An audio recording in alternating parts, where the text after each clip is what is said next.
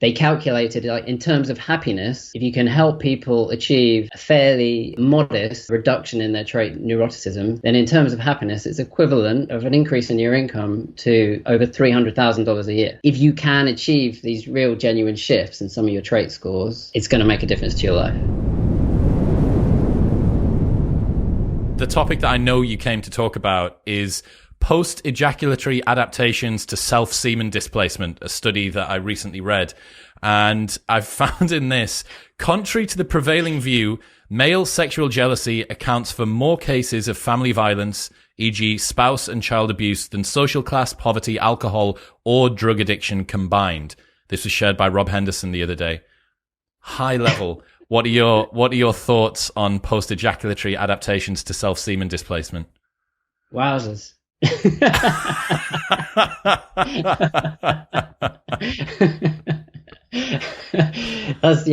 the most left field question I've had, I would say. Oh yeah, well, you know what men are like. Yeah, jealousy probably accounts for a lot of bad personality change, I would say. Absolutely. Well, I think as well, like, one of the things that men are pretty hardwired to avoid is being cooked, right? You know, to raise somebody else's child. So I guess that the jealousy must be tuned up a little bit more in that regard for men. Yeah, I mean, more seriously, I guess there is an evolutionary thread that runs through, you know, a lot of the personality research. And these kind of, you know, there are important sex differences in personality and that kind of thing, you know, to do with average gender differences in some of the traits. And yeah, the kind of thing you're talking about, you know, aggressiveness and competitiveness and so on. So it does tie in loosely in some ways. We've looped it back around. All right, so what do you mean when you talk about personality? Well, the way I approach it is the way it is covered in personality in psychological science by personality researchers. So that, like, the formal approach, which is, so personality is it's a combination of our habits of thought, feeling, the way we relate to other people, and you can measure these tendencies with the Big Five model of personality. So that's what I mean by it in this book that I wrote. I took the scientific route. You know, there are other models like the Myers-Briggs, that kind of thing. There are some of these and even more, you know, wackier ones than that are less scientific. But what I mean by it is those ingrained behavioral tendencies. And like a favorite way that personality researchers have of describing it is that you can tell what's your personality because it's how you behave without putting any effort into it. You know, so if a strong extrovert walks into a room, they don't think to themselves, right, I better make an effort to start chatting to the people in the room, that kind of thing. It's just how they act because it's how they are.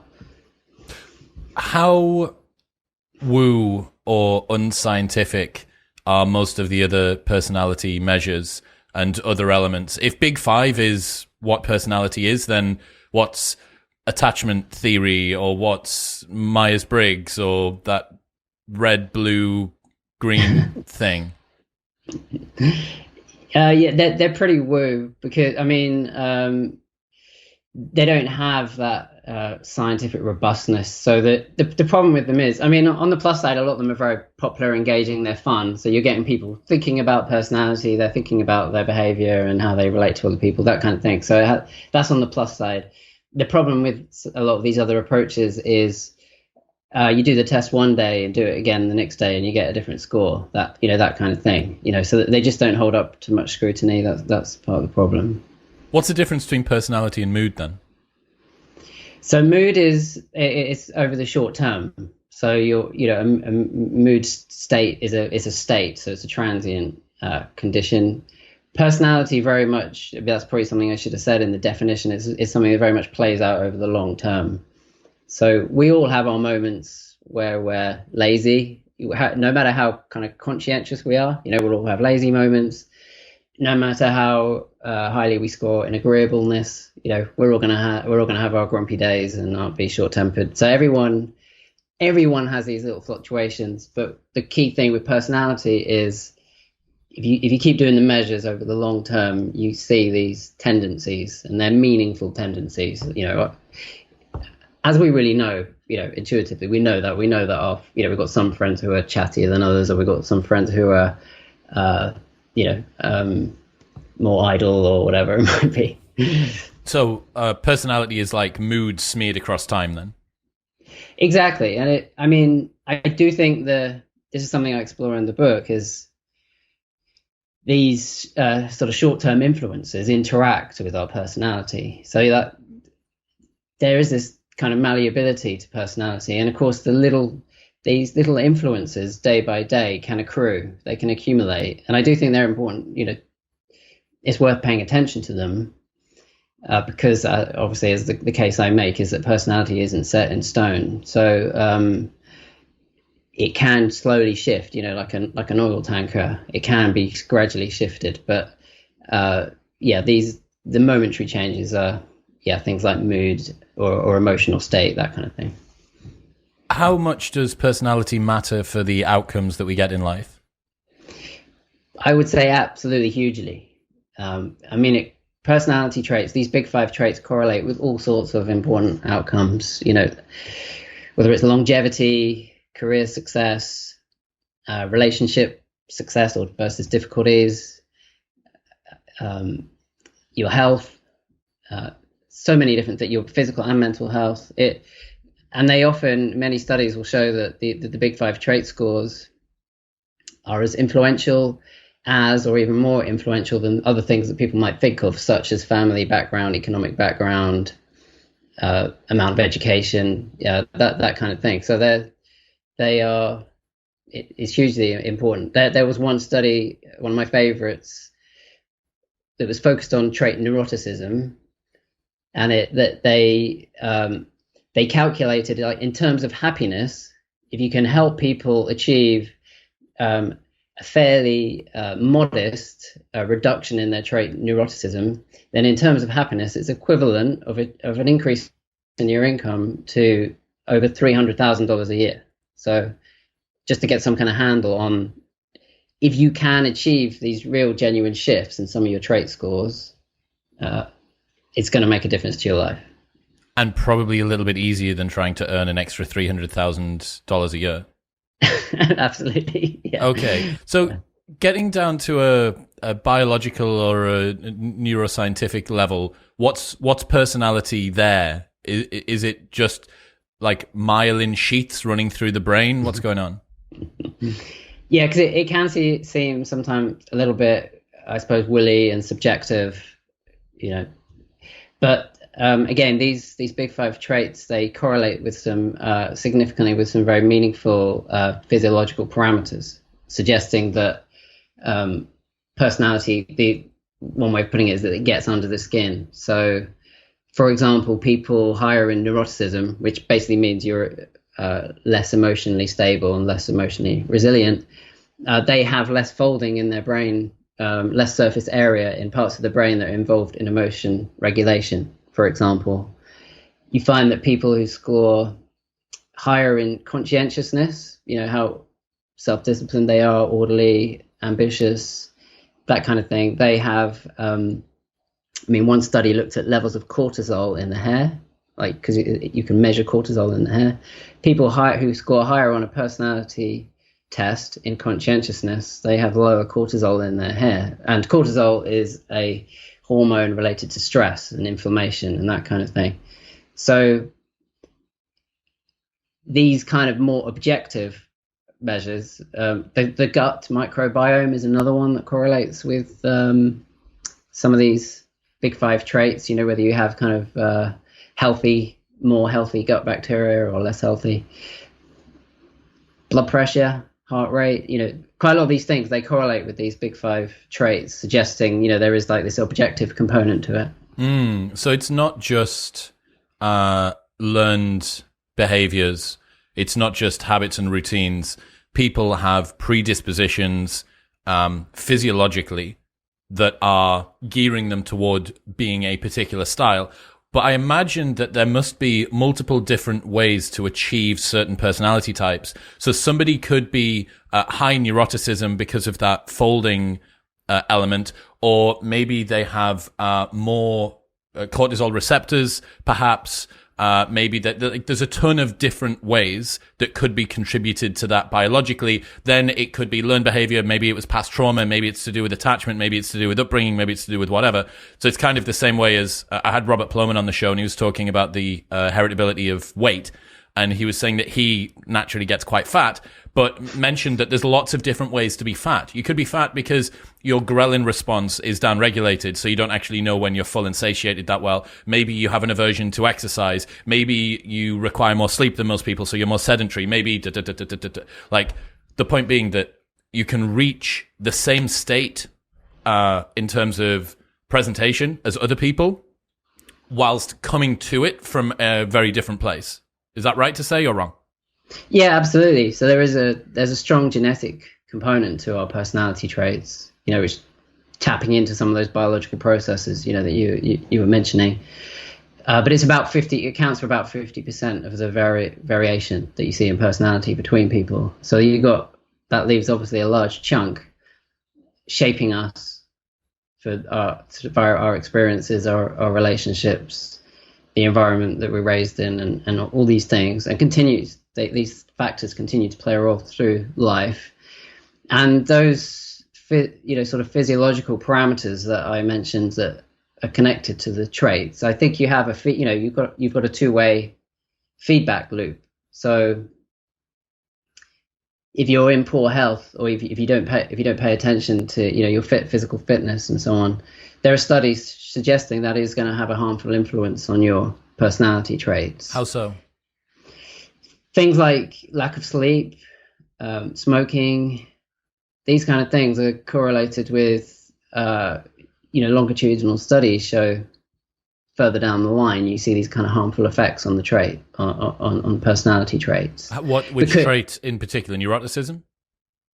Neuroticism, particularly conscientiousness, open-mindedness, they will suffer.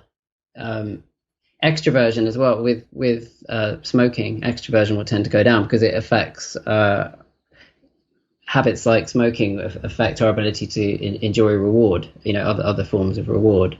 So these behaviors, or things like our diet, our sleep habits, our fitness routine, habits, lifestyle, I guess you might say, they affect some of the our underlying physiology that is relevant to personality traits. Yes, and it's this constant feedback. Yeah, exactly. Yeah, I mean, that's part of what the message I try and convey in the book is sort of trying to hack some of these feedback loops that exist between personality and biological processes and the kind of lives we lead. Kind of trying to hack into these dynamics, these circles. There's a guy from Stanford, Andrew Huberman, I had him on the show a couple of months ago, and he was talking about how he prefers to try and change the mind with the body rather than with the mind. And I think that kind of gets to this physiological interdependence between the way that you feel, the things that you think, the habits you have, the routines that you follow, the way that you show up, what you do with your body, and all of these things are loops. And this is as well, Peterson was on the show at the start of this year, and he was talking about how people accuse Pareto principle distributions of well-being or wealth or whatever. They sort of point the finger at capitalism and say, look at these evil capitalists doing this. And he says, well, almost all of the rivers have almost all of the water. Almost all of the stars have almost all of the mass. Like these kind of Matthew principles just play out. Like this is just the way that it happens. And you can see it happening here as well. If somebody starts smoking, that means that it's going to be more difficult for them to do this and that and the other. And it just helps to continue to push them down. And the reverse is true as well. And you see these trajectories of people just start to split apart because the person that has good habits engenders more good habits, which gives them better results, which reinforces the good habits and all the way up. Yeah, exactly. It's a lot of, I think, exploiting the research into personality change is recognizing that setting things in motion in the right direction and stopping them spiraling downwards. You might be aware of these kind of studies. They came out of Dunedin in New Zealand. These very long-term studies where they actually looked at kids' temperament, from a very young age, and children, with lower self-control, which is related to when we're adults, it's related to trait conscientiousness. The kids with lower self-control, they are far more likely to grow up to be the adults who are going to be unemployed, going to have poor health, and so on and so forth. So that I know one criticism is that is pinning the blame on the individual rather than acknowledging circumstances, but it is also empowering because these things aren't set in stone. So it opens the door to early intervention, and it opens the door to us taking control of some of these factors ourselves by deliberately changing ourselves, thinking more consciously and deliberately about what we do with our lives and where we put ourselves, the situations we put ourselves in as well. Didn't you look at another study, like the longest longitudinal personality study ever done, where people were rated by teachers in school and then were tested again at 70? And that showed that there was a lot of change between the personalities. So what does it mean to talk about personality at all? Like, doesn't that kind of undo what we just said about the fact that people that don't have so much self-control later in life, like if the personality isn't consistent throughout life, then why would anything in early life be predictive of stuff later in life? Yeah, one thing to say about that study, that was a Scottish study, and I think it was the longest ever, was it was focused on one sort of tiny part of personality. Well, it was related to conscientiousness, but it had a number of flaws, that study. So I did highlight it because of the dramatic finding that there wasn't a correlation between the scores in childhood and the scores in, like you say, they were about 70 something. But there were a few flaws. So the childhood ratings were done by teachers, I think, and whereas when they were in their 70s, they rated themselves and stuff. But what the experts usually say is the rank order. So if you were towards the quieter end in your class, in your group when you're at school, you'll probably, although you will all shift through life, because there are these kind of maturity effects through life, you'll probably still be towards the lower end, even if your whole class has shifted on extroversion. You'll probably still be in sort of the same, roughly the same rank.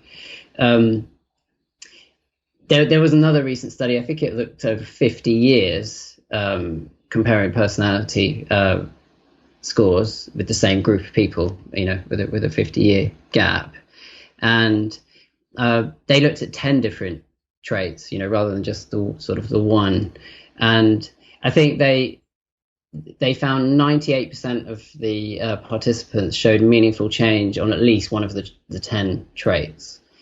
So that obviously there were some other traits that showed some stability. It's this mixture of and I tried to deal with this in the book, trying to get across it's not set in stone, but it's relatively stable, but there is some change as well. So it is meaningful. Personality is meaningful while not being totally fixed. Yeah. So the best analogy, and there's lots of similarities, I think, between personality and what I learned about behavioral genetics, just because there's that kind of set point and an amount of existing direction, and then also the stuff and the change that you can make with regards to environment or personal choice.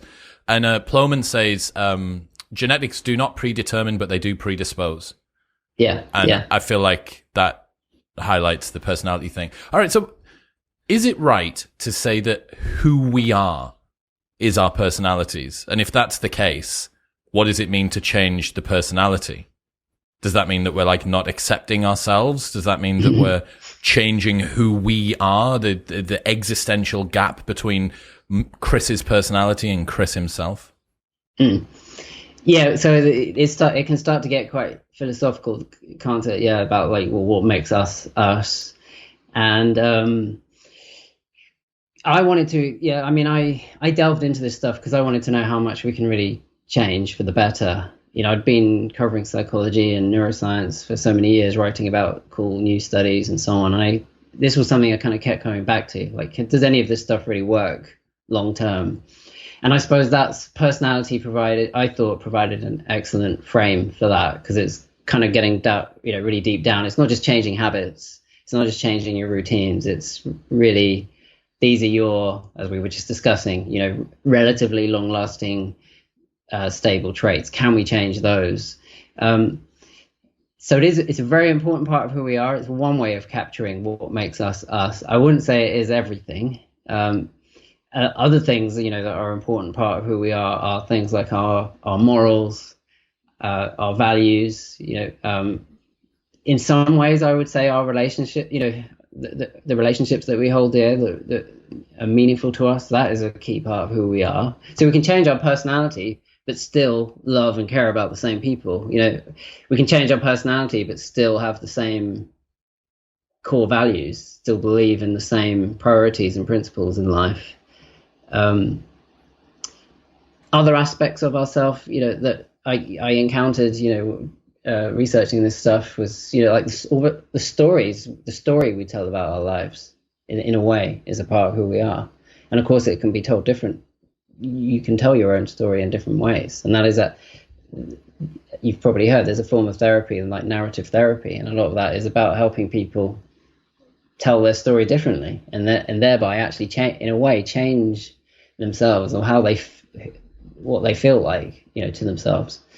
So yeah, it isn't these personality traits aren't everything. They're very, very important part of who we are, but they're not everything. I suppose the interesting thing about personality is it's so inextricable from the way that we present for pretty much everything else. So our relationships and the story that we tell ourselves and the values and virtues and integrity that we hold are all influencing and being influenced by the natural set point that we have, like our predisposition. What is it that we are tending toward? So I guess it seems to me, the way that I'm kind of framing it is it's like the foundation or the source code or the set point, the beginning that everything is coming off of is our personality. And then what you want to try and do is be swimming downstream. You want to try and get yourself to a stage where your personality makes having the kind of life that you want to have more easy, as opposed to you being some incredibly unconscientious person that has dreams and goals and aspirations to go and make something better of yourself. And you go, well, hang on a second. I have this desire, and yet something in me isn't allowing me to manifest that desire. Like that sucks. So it's got to be a case that it is, again, like this completely interdependent link between the two. It definitely is, because, if any of your listeners, for example, are, frustrated in their careers or something like that, they're finding it really hard to get motivated. Obviously, one thing they can do is start to try and enhance their trait conscientiousness. There are various ways of doing that. That's something they can do. They can work on themselves from the inside out, try and change that key personality trait. But it's very important to recognize that actually when people find themselves in a job or find a passion that really sets them on fire, really satisfies them, and it feeds back and increases trait conscientiousness. It's much easier to be conscientious if you're in a job that you enjoy and that you care about. Yeah. So you're absolutely right. It's this interdependence again. Yeah. I was a club promoter for most of my 20s and was pretty obsessed with work and trying to gain success and also just grow the business, because it was something that I felt like I had a lot of personal investment in. Like my sense of self-worth and the success of the business were kind of pretty closely linked. And I remember thinking, I got toward the end of my 20s and I started learning about leverage, which is this concept whereby you can use capital, labor, code, or media in order to magnify your effects out into the world. And I wasn't doing that. I was running club nights, right? There was no leverage there, really. It's like, look, for one person that came in, one person came in. It wasn't that I ran the club night once and then could run it like Command C, Command V, and then it would just run for the rest of time. We always had to be there, blah, blah, blah. So it was low levels of leverage. And I was learning about leverage at a time when my motivation was waning a little bit within the business. And I remember thinking, oh, fuck, like I've spent the fuel that I had of that kind of obsessive passion, that super conscientious grind and drive. And I've spent it on something which I really, really value. And I love what I achieved with the business, but there wasn't a massive amount of leverage there. So maybe I've missed out on the opportunity to maximize this particular part of the drive that was in me.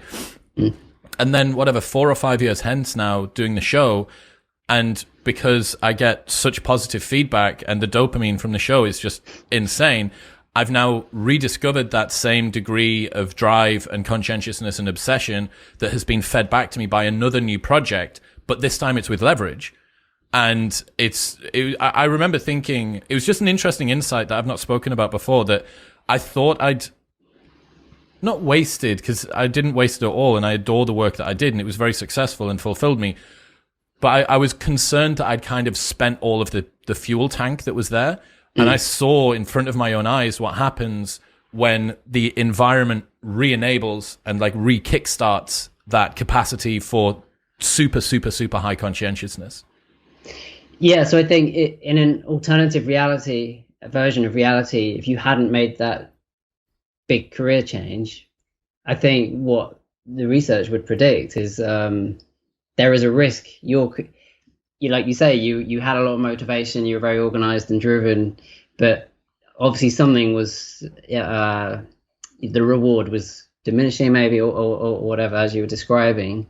If you hadn't made that, I guess, ambitious shift, there's a risk you might have seen your conscientiousness, it might have started to adversely affect your personality, basically. Basically is what I'm saying. Yeah. I mean, what does it mean to say adversely affect our personality? Is that, are there preferable personality states that people should want to be in? Yeah, I mean, it's a little bit tactless to use that kind of language, but it's hard to dispute some of these links between something like conscientious, because higher conscientiousness is associated with so many preferable outcomes in life. So it's a little bit, whilst not wanting to be judgmental of people who are low in the trait, it's hard, it would be hard to advocate for lower conscientious because you're likely to have worse health, worse career prospects. You can go too far with conscientiousness. It can potentially slip into sort of obsessive, unhealthy perfectionist tendencies. But exactly what you're describing is these roads that we travel down, or these situations we find ourselves in life, they are all the time, kind of feeding back and shaping us. And being aware of these influences. And I think one of the techniques I describe in the book, it's from the personality psychologist Brian Little, and he calls it personal project analysis. I think that's what he calls it. And it's all about actually taking the time, sit down, reflect on all the various personal projects you have, from the really big ones like running a nightclub, to more trivial things like maybe being on a diet or whatever it might be. Like going through them all, checking out, am I making progress on this particular personal project? Is it making me feel happy? What kind of effect is it having on me? And being a little bit brutal and looking through and saying, should I drop some of these personal projects because they're not making my life any better? So I should drop them, pivot, try something else. And it sounds like that's what you did. Have you considered why having different personality types amongst humans would be adaptive on a tribal, ancestral, civilizational level? Oh yeah, there's quite a lot of research on that kind of thing, because there's animals have personalities as well. So there's a lot of there's actually quite a lot of personality research with animals, and you can see basically like we were saying about the set point that we kind of via our genetic inheritance and so on, that we begin with.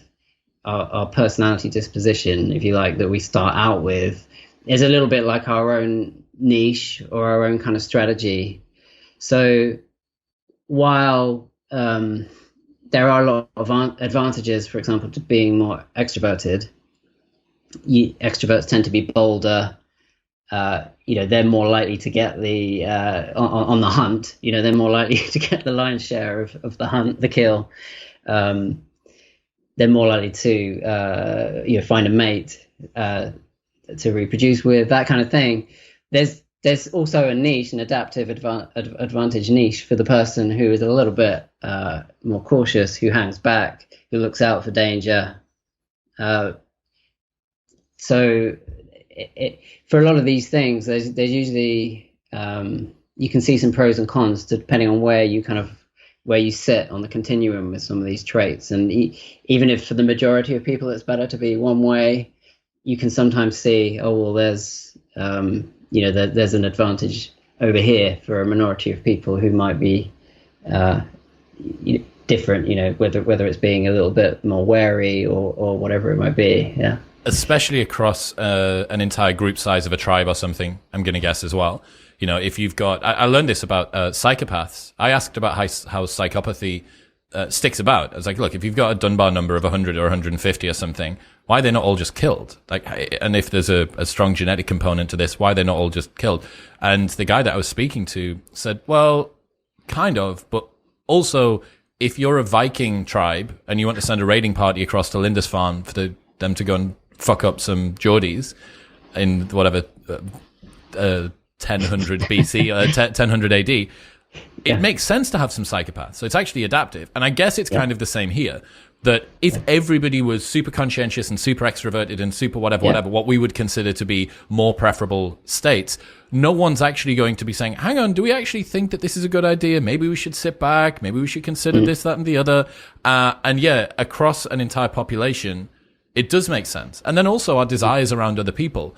I am more attracted to friends that are a little bit more introverted than a super extrovert. Like I find it exhausting to be around people that are incredibly extroverted all of the time. I'm much more comfortable around people that are a little bit calmer, a little bit more peaceful. So there you go. That immediately, if I'm the demand and they're the supply, like there is a demand-supply problem for me to find someone that's a little bit less extroverted. Yeah, absolutely. And you could even take a trait like maybe that isn't so obvious because it's not so much to do with like fighting and aggression and boldness, and something like openness to experience, which is one of the big five. So people who are more open to experience, they are they don't like sticking to convention and rules. They like doing things different, being more aggressive. Yeah, exactly. So on a political front, conservatives tend to score lower in openness to experience. But as you were saying, like on a kind of tribal level, it's good to have a mixture, because if everybody scored highly in openness to experience, which comes with many advantages, openness to experience, it's related to creativity, among other things. But if everybody was high in openness to experience, you would have, you wouldn't have anyone following the rules. Yeah, you wouldn't there'd have be anyone no order. There'd be no order. You wouldn't have anyone passing down the tribal conventions and the respecting the hierarchy and that kind of thing. So as you say, there's balance on a group level. It makes sense. Yeah. We've used the word extraversion a bunch of times because that's one of the elements within the big five, but that's not the same as being extroverted or introverted. Can we just unpack that and how introversion and extroversion kind of manifest within personality? Because I think for a lot of people, when we talk about personality, one of the things that they might be interested in is how do I become less anxious or more outgoing or more socially confident, stuff like that, especially in 2022. Yeah. So in the big five trait theory, it's trait extraversion basically, and it's a continuum. So we're all on it somewhere. We all score somewhere on extraversion. The talking about introverts and extroverts is kind of not so scientific in a way. It's because where is the cutoff point? It's a shorthand for in personality science. It's kind of a shorthand for someone who scores highly on extraversion, and an introvert, someone who scores towards lower. Sorry, I thought is extraversion not to do with like valence to positive experience or something like that? Yeah, that's right. That's an important difference from how we use the term in kind of colloquially. Because colloquially we tend to think it's just about being chatty and that kind of thing. But importantly, in scientific terms, extroverts. One key thing about extroverts is that they're very much driven to achieve reward. They're very much drawn to reward. And positive emotion. So they seek out positive emotion. It's probably one of the reasons why they are more socially active, because they're looking for that. The reward of that social kick, and they tend to be more optimistic extrovert. So if you're a high scorer on extroversion, tend to be more optimistic, more active. Extroverts are actually more active. They're more like exploratory in a way, seeking out reward, looking for that reward. Introverts are less responsive to positive rewards. They're less seeking stimulation. It's like their baseline levels of arousal, they're happy with, they're chill seakers, rather than thrill seekers. Yeah. That's interesting. I like that distinction. So we've spoken about the fact that we can change personality. What are the stickiest bits of personality? What are the things that are the most difficult to change? Well, I would say it's all quite different. I don't think any personality change is really easy, because, as I was saying earlier, it's more than just tweaking, quitting some bad habits and forming some new ones. To achieve lasting personality change, I mean, personality is sticky. So you've really got to go, invest for the long haul. You've got to you've got to make changes and start behaving differently.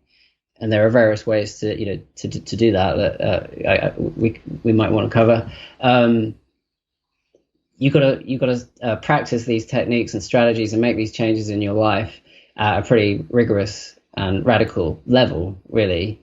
In terms of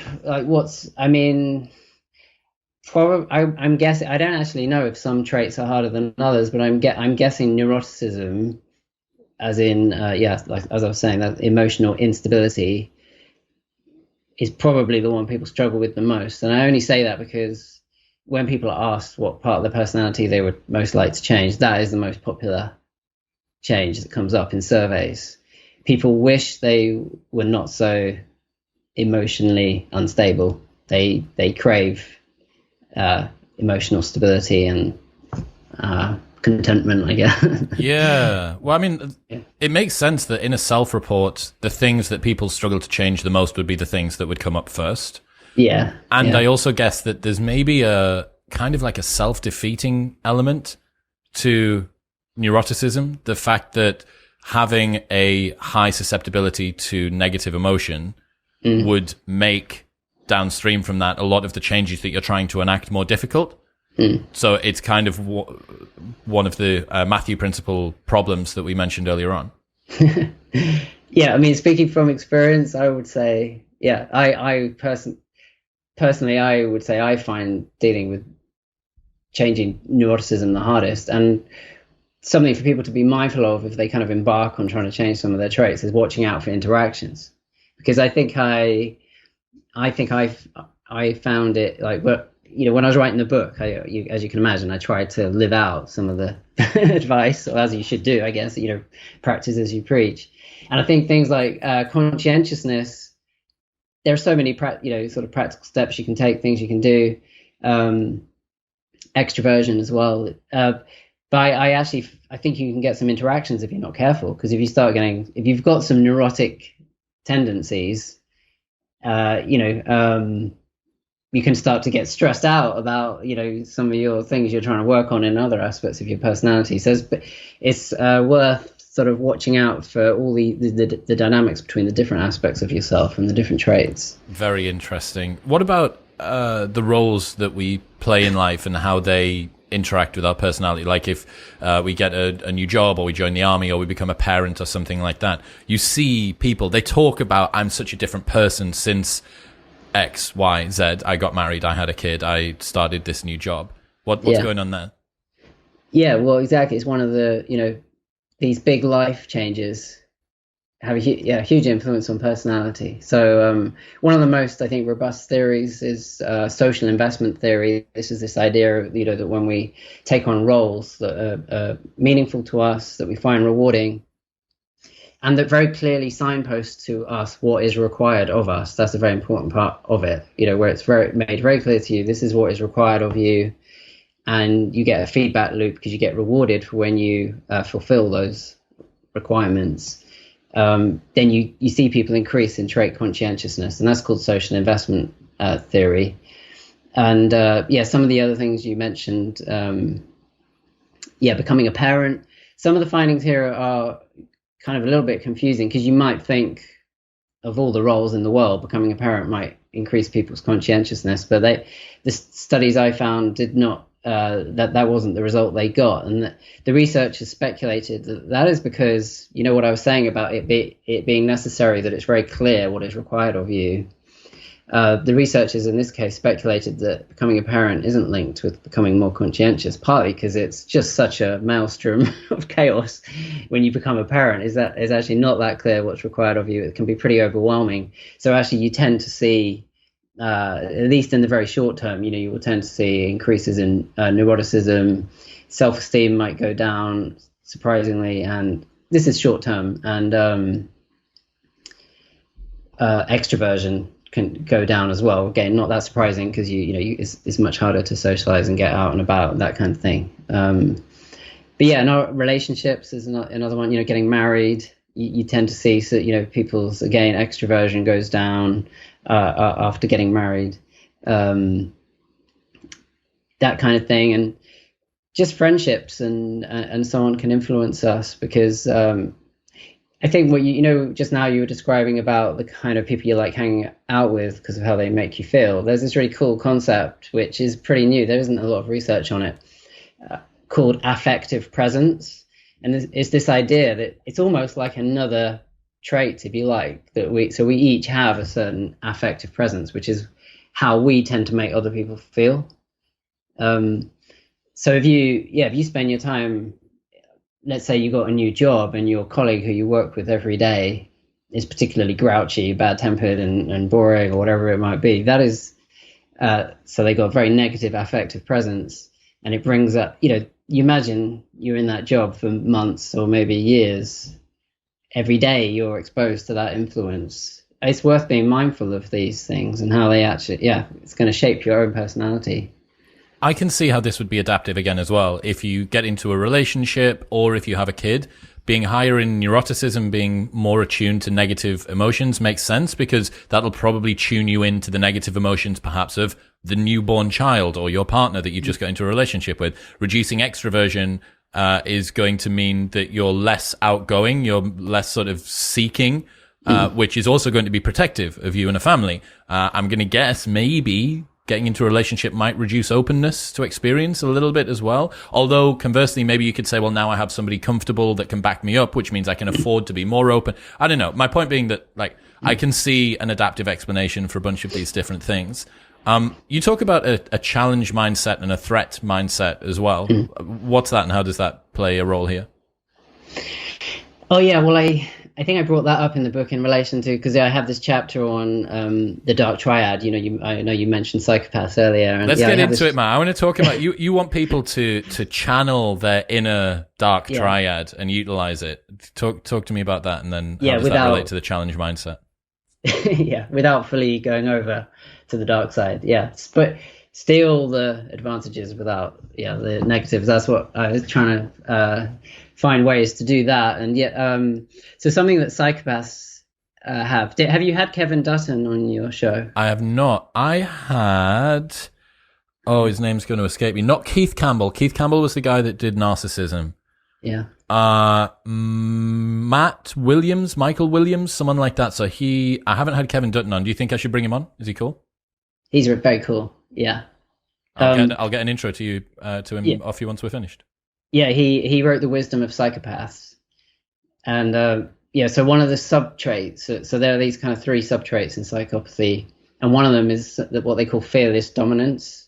So you don't want the other two, the impulsivity and the emotional coldness. You don't want those two. But the fearless dominance can be very advantageous, and it could explain why some people who score highly in psychopathy find themselves in successful careers, like becoming CEOs, surgeons, special forces, that kind of thing, because they got the fearless dominance, which is in a way is like very extreme extroversion, like off the scale extroversion, and off the scale low neuroticism. They don't feel. I think Kevin Dutton says it's like they got ice running through their veins, kind of situation. So yeah, I'm thinking would it be pretty cool to have more fearless dominance? I'd like some of that. And one suggestion I had in the book is looking into this line of research, which I think kind of comes from sports psychology, which is as you said, the kind of threat mindset, challenge mindset. So try to get out of the threat mindset when you're faced with a daunting challenge to be more like a psychopath, a successful psychopath. Try to get out of the threat mindset, because the threat mindset is about fear of failure. It's thinking you don't have the skills to deal with this challenge, that kind of thing. It's seeing it, as I say, it's worrying about the failure and the embarrassment that will come, and loss of reputation and that kind of thing. Challenge mindset, instead of seeing it as a threat, see it as a challenge, see it as something you can learn from. Remind yourself of the skills that you have that are relevant, the effort, the work you've put in the past that shows you can do this kind of thing. Focus on what you can control, because with the threat mindset, you're worried about, what if this goes wrong, what if that goes wrong, and I can't control it. With the challenge mindset, you deliberately focus on those things that you can control, and see it as a learning process as well. See it as a learning. Don't see it as some kind of litmus test. Am I worthy, or am I, a successful person, or am I not? Don't see it like that. See it as a learning experience. What can I take from this? If it goes badly, well, I will learn from that, and it won't go so badly next time. Dude, I love it. I absolutely love that. That's something that I've relied on an awful lot over the last 2 years or so. Is like the show's grown pretty quickly, and I've had to get myself continuously into rooms with people where I go, there is no reason that I should be here. And trying to reframe things as, it's you either win or learn. Look at all of the relevant experience that I've got. This is an opportunity. This is not something that I should be concerned about. I can control the controllables. I can't control the uncontrollables, so I'll let those go. All of that piled together. So it's nice to see that my bro science solution to not shitting myself on a podcast has been borne out in the literature as well. I had a guy called Vincent Haranam on the show. He writes for Quillette, data scientist, but just fascinating guy. His insight into human nature is brilliant. And he came up with the dark gentleman. So he was talking about this specifically with regards to dating, but he was trying to find a way to turn the dark triad traits into a parental investment protector provider, but still keeping some of those elements in there as well. So I think what a lot of people are doing basically is trying to find some of the value that we can see in the positive elements of either psychopathy, dark triad traits, and then trying to ameliorate those so that you don't go, like full Andrew Tate and go completely off the deep end with stuff. Getting into some of the advice that you've got, obviously we've spoken about personality. We've explained the fact that it is something which is a predisposition that doesn't necessarily predetermine. What's the fundamental understanding that people need to have when it comes to actually changing their personality? What are the most important principles that people need to keep in mind? Here is the thing. I heard that Christian guy, he said that I can make some changes to my personality. What are the principles that people need to keep in mind whilst going through this journey? I'd probably say the most important thing, and I guess I've hinted at this already, is if you really genuinely want to change, you've got to be willing to shake things up. If you carry on doing everything the same, if you stay in the same relationship, you stay in the same job, live on the same street, hang out with the same buddies, if you don't shake things up at all, it's very, very unlikely you're going to change very much, because we are sensitive to these external forces. So I think you've got to ask yourself, how far are you willing to go? So if you're not willing to go very far, you need to be realistic about the amount of change you're going to be able to achieve. So being realistic is another important thing. If you really, really want to, change yourself, take your life in a new direction, be radical about what you're willing, the steps you're willing to go to. Some other things to bear in mind are you're going to need help from other people. Probably it's going to be very hard. I would think it's probably going to be very hard to do it as an entirely solo project. It's going to help if the people close to you are on board as well, partly because of these, social dynamics that we were talking about. If your closest partner, let's say, also aspires to similar personality traits and aspirations as you, that's going to help a lot. No, because they will role model some of the change you're trying to achieve. They will positively reinforce when you make the changes in the direction that you care about. So that's another very important factor. I would say it's an ongoing project. It's not something that's done a job done one day. And I'm really conscious of that myself. I think, we never know what life's going to throw at us next, do we? So it's a constant unfolding. I think the way I put it in the book is it's like a philosophy to live by, recognizing that we're a kind of work in progress. So don't just think, you're going to do a few little psychological tricks and make a few steps and it's all going to be job done. It's more about recognizing the malleability of your underlying traits, recognizing that they're always prone to change, and you've got to keep working at it. You've got to be the kind of best version of yourself. You've got to keep working at it. Maybe just the final thing is, again, I think it goes back to something we mentioned earlier, is although there's a good case for working on some of your personality traits to help you achieve what you want in life, I think the research on balance says more often personality change happens the other way around. It's more often that we're shaped by our goals and values in life.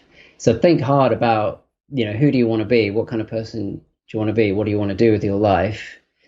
Because once you set on that particular course, that's going to shape you a lot. So it really is worth reflecting on that, and the path you want to take. And because that is going to feed back and actually influence your personality and the kind of person you are. That's interesting. So think about the sort of person that you want to be over the long term. Design a life that would engender that type of person to come out of you. Be around people that would encourage that person, have pursuits that would encourage that person, have a job, live in a place, be with a partner, so on and so forth. I think one of the things to pick out there that's really important is the long-term perspective. So I'm 34, right? And I still believe that the thing I'm doing now, or the habit that I'm working on now or whatever, is it's going to be that for the rest of time. My ability to do, like, my hyperbolic discounting is just completely fucked, right? I just have none of it. And my ability to be able to look at stuff over a long term really, really, really sucks. But the difference, the advantage of doing that is that when you have setbacks, because setbacks are going to come with whatever, whether it be personality change or just starting a gym routine or whatever change it is that you're trying to do in life, there's going to be a period where you reset back to where you are now, and it's going to make you feel like you're back at step zero, but you haven't accounted for all of the good work you've done up until that point. And it is very much a case of like trading a stock, right? It goes up. Like, yes, sometimes there's pullbacks, but what is the trend over a long term? And this is something only really probably within the last year that I've been able to look at correctly myself and go, the number of blips for low mood, for not hitting discipline, for not doing the things that I know make my life good, have become increasingly infrequent. And the consistency of me doing the other things. But it felt like I was on this same path for 4 or 5 years before I got to the stage where I could actually reflect and see genuine, tangible, consistent change. And I think, well, no surprise I was feeling demotivated 4 years ago, because I was doing and this is the expectation that you were talking about before. It's like, okay, what is it that you want to get out of life? What are you prepared to sacrifice? If there is too much of a delta between those two things, you're permanently going to feel dissatisfied because you're always going to want 10 and be prepared to sacrifice enough to get 4. And the 6 is always going to hurt. And on top of that as well, I think to add in, think about the fact that 10 is going to take a lot longer to get to than 6 or 4 are going to get to. So, okay, maybe you are here. Maybe that means there's going to be more blips. There's going to be more resets. And over time, the goal is to be at 10 in 10 years, not to expect that you're going to be at 10 within 6 months. Yeah, absolutely. Yeah. There are no quick fixes. So meaningful change is going to take a lot of effort. It's also the sort of thing you're talking about, I think, is another one of the principles I finish up with in the final chapter, which is about making sure you kind of monitor your progress. Don't just assume the things that you're doing are working and it's all going to be hunky-dory. So those periods of reflection that you've had and kind of looking back over that longer time span, I think is very important, because just because something sounds like it ought to be working, it sounds like a positive step, it might not be. And another thing is it might work for a while and then stop working. A very important, I think, psychological attribute is psychological flexibility. It's being adaptive, changing, using different strategies, mental strategies and cognitive strategies and emotional strategies, according to the circumstances and according to how you change. As you get older and your circumstances change. It's a trait that psychologists are particularly, it's not one of the big 5, this psychological flexibility, but it's a very popular area of research. And actually, a very, very recent study, was looking at people's ability to reach their goals. And this study was trying to look at like which strategies are the most effective. Is there one that's better than others, that kind of thing. They didn't find that one strategy, like kind of willpower strategy, was better than another for achieving goals. What they found was most important was having lots of different strategies. That was the thing. So you can switch things up, find what works, depending on the context and so on. Talk to me then. Let's get specific. One of the things that most people are going to probably want is to be less idle and be more ambitious, basically increase trait conscientiousness. What's a way that someone could do that? One of my favorite kind of findings here is that it's not so much about having iron willpower. When researchers compare people who have high trait conscientiousness with those with low, they've kind of done these studies, where they ping them on their smartphones to find out what they're doing at different times of day. Were they exerting willpower? Were they resisting temptation? What were they doing? What's the difference between these people who have this amazing conscientiousness and these people who are less self-disciplined? And the thing is, with the people who have high conscientiousness, is they seem to avoid temptation in the first place. It's not that they have ironclad willpower. They seem to be quite strategic in the way they live their lives, so they don't expose themselves to the temptation. Like environment design and the people that you're around and stuff like that. Yeah, I mean, they don't necessarily do it consciously. Someone who is high in conscientiousness, they don't necessarily. It's not because they've read a magazine article on how to design their kitchen to put the cookies up the top or something. But maybe if it doesn't come naturally to us, maybe we can reverse engineer that. Yeah, exactly. Yeah. So that's one thing. There are others. I don't know how many. Keep going, man. People want to be more ambitious. Yeah. I think there's another interesting line of research again to do with willpower, and willpower I think is very relevant to conscientiousness, because conscientiousness is about being more orderly and self-disciplined. So there are these findings to do with willpower that actually people who see willpower as like the more that you expend it, it's kind of self-perpetuating, like a dynamo on a bike kind of scenario. Like the more hard work you do, the more energized you become. People who think about willpower and think about effort in those kind of terms, they seem to have more they have more willpower. They get less drained by exerting self-control. People who think of willpower as, you've got a little bit in your tank, and I've been working hard today. Ego depletion is setting in. Yeah, exactly. I've been on the spreadsheets all day, so I'm not going to have any self-control left. So I better go down the pub, and it's self-perpetuating. So it's worth thinking about your mindsets, I suppose.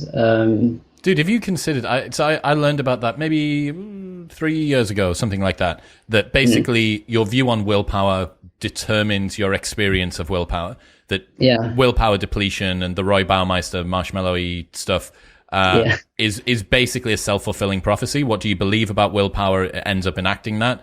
I learned about that a while ago, and I wonder how many people in the world, or how many man hours or productivity or happiness has been gotten rid of because of that self-fulfilling prophecy. You know what I mean? Yeah. I think there's definitely a danger of that. One of the studies that's come out recently that challenged that, I don't know if you came across this one, where they tried to find evidence of ego depletion cross-culturally, and they came out with no results in India. And then they tried to find out, well, why can't we get the ego depletion in India? And then they reflected on the fact that in Indian culture, from a very young age, children are taught about how energizing it is to do self-disciplined activities, and they're encouraged, much more than in the West, to do sort of concentration-based activities like reading and things like this. I think they even have this kind of, I can't remember what it's called, but this kind of meditative type exercise they do to do with staring at a candle or something from a young age. So there are these various kind of these cultural... bloody conscientious Indians. Yeah, I think that's one of, and it ties in perfectly with our mutual friend David Robson's work, the expectation effect, right? Like this is the expectation effect in action. This Absolutely. Is it happening in front of our faces. So if all that anybody takes away from this episode is my view on willpower determines my experience of it. If I believe myself to gain more willpower by using more willpower, that is how it will show up. And this literally is borne out in the studies. You get to choose. And here again, the Matthew principle coming in, or whatever you want to say, like that separation, the people that believe willpower is depletive will have significantly worse results than the people that don't. And over time, that means that their results are going to continue to diverge. So I think that's a really cool insight. What about emotional stability then? What about if someone wants to become more emotionally stable, like everyone? Yeah. There are so many different... when it comes to this one, we can borrow from techniques that are used in psychotherapy. That's one thing we can do. So, CBT, that kind of thing. So you can use cognitive reappraisal. So I suppose this overlaps a little bit with something we mentioned earlier, but when you're feeling your heart racing before a scary activity, before a date or something, and you're sweating and your heart's racing, learn to interpret it as excitement rather than fear, for example. That's just one. I mean, there's something called affective labeling, which is when we're feeling these negative emotions like anger, jealousy. Most of us are not naturally inclined to be very good at identifying these emotions, like putting a label, specifying it. So take a moment, pause. When you're feeling these negative emotions, pause, think to yourself, actually say it out loud. Well, what is it? What is that emotion that I'm feeling?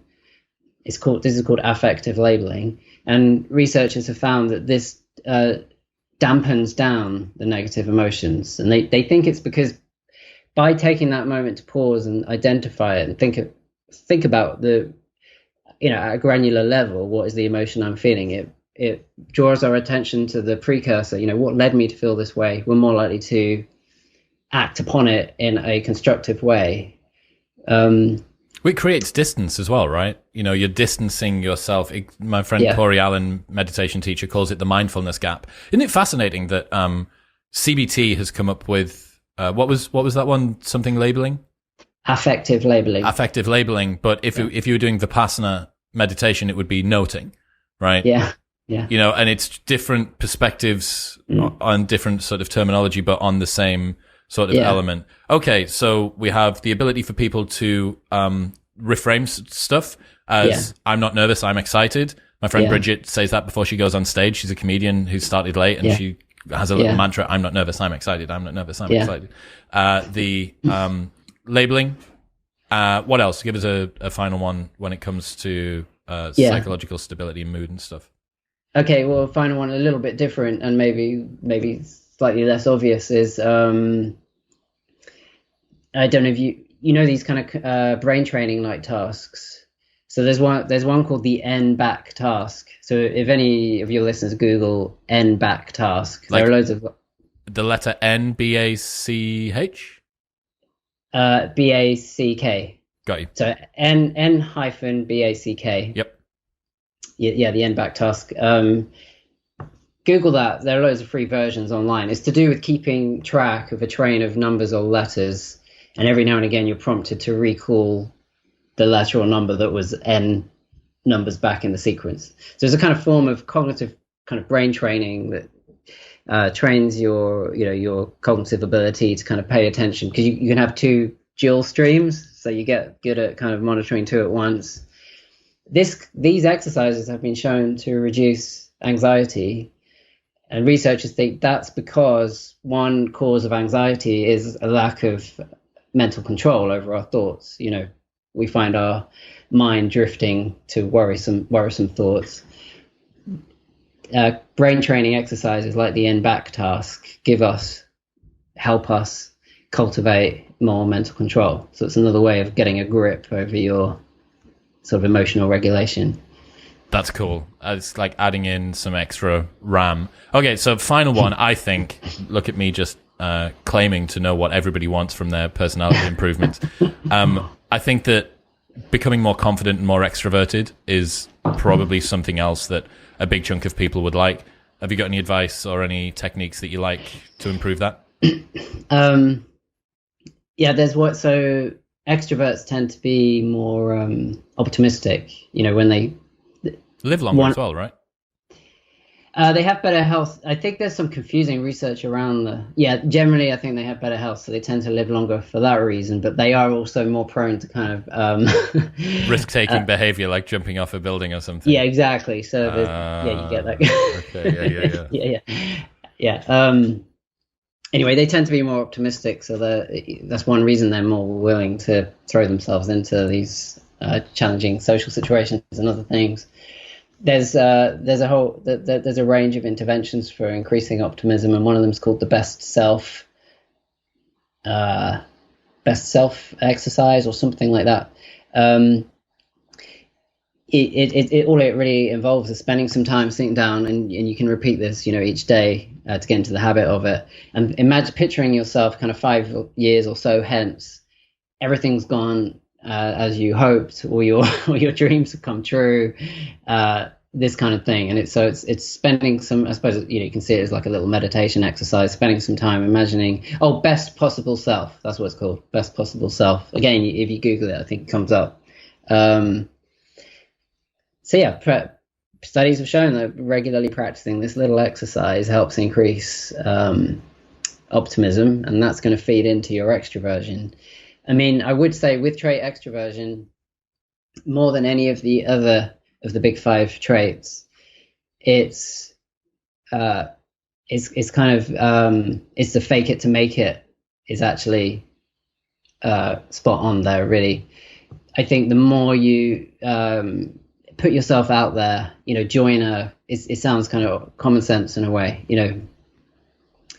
go to some exercise classes or whatever floats your boat, join a debating society, debating club, whatever it might be, something that's going to involve interacting with other people. Practice, recalibrate, because if you're a strong introvert, you're very kind of sensitive to the stimulation.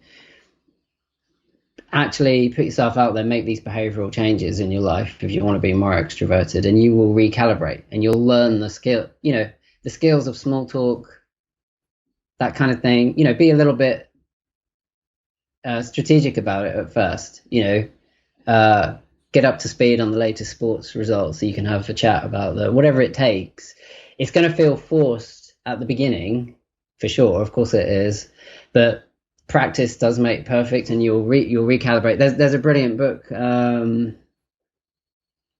by by Jessica Pan, something like I can't remember the title of it, but she spent a year living. She's a self-described strong introvert. She challenged herself to spend a year living as an out-and-out extrovert. She joined an improvisation club. She did stand-up comedy. She did like a ton of stuff. And that's, if any of your listeners are serious about really wanting to come out of their shell, I think the more they're willing to take some of those steps, it's going to feel uncomfortable at first, no question. But the more you do it, the easier it gets. Max Dickens was on the show recently talking about male mental health and friendships.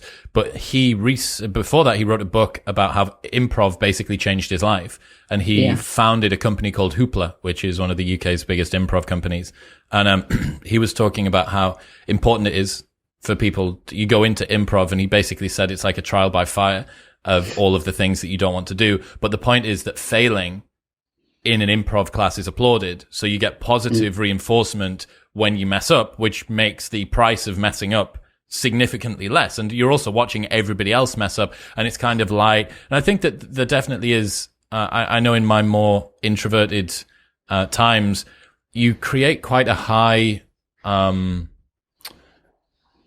a very high sense of pressure and a felt sense that things matter. And if I say something and it doesn't land, then it's a big deal. Like if you say something and it doesn't land, it's really easy to go like, well, that was a shit joke, wasn't it? And like, that's funny. That bit's actually genuinely funny. The fact that your joke was shit is actually interesting. And so I think trying to, realize that the stakes are nowhere near as high as you think they are, especially socially. Like, I can't remember whose friend it was. Someone's grandmother said something like, we'd care far less about what other people thought of us if we realized how rarely they do. And the fact is that most people are living inside of their own heads. Like, when was the last time that you can remember somebody tripping over in the street or dropping a glass in a restaurant or whatever? You can probably not remember it. And the reason for that is that the fact that exists should give you unbelievable confidence that you can mess up on an almost daily basis and basically no one's going to remember it. Yeah, I think that's very nice advice, a nice way of putting it. I don't know, there's this funny study, I think it was from the 70s, I don't know if you come across it. I think they called it the spotlight effect or something, where they had a student, very different students take turns to go into a group, like a tutorial situation, and they got them to wear an embarrassing T-shirt. I can't remember. What's an embarrassing T-shirt consist of? I can't remember what it might be Barry Manilow or something like that. Like an uncool T-shirt, right? Okay. Very for the time, it was apparently an uncool T-shirt. I can't remember for sure who it was. And before the person put it on, and went into the tutorial, obviously they asked them, "What do you think? How many people do you think are going to notice the T-shirt?" And of course, people would say, well, I think everyone's going to notice, it's going to be excruciating and so on. And then you can imagine, you can guess, the researchers then actually surveyed the other people in the tutorial group. Did you notice so-and-so wearing that embarrassing T-shirt? And few of them did. So it's this mismatch between, we think the spotlight is on us, as you're, like you're saying, but it isn't as much as we think it is. Christian Jarrett, ladies and gentlemen, if people want to keep up to date with the stuff that you do, the articles that you write, all the rest of it, where should they go? Oh, well, I have my own website, christianjarrett.com. The main kind of social media thing I use is Twitter. I'm at Psych Writer with an underscore between the psych and the writer. My day job is I'm deputy editor of Psyche magazine, a digital online global magazine where we have loads of brilliant, cool psychology. And we publish a new guide every week written by experts on basically how to live better and that kind of thing. So. Unreal. Christian, I appreciate you. Thanks, man. Cheers. Thanks, Chris. What's happening, people? Thank you very much for tuning in. If you enjoyed that episode, then press here for a selection of the best clips from the podcast over the last few weeks. And don't forget to subscribe. Peace.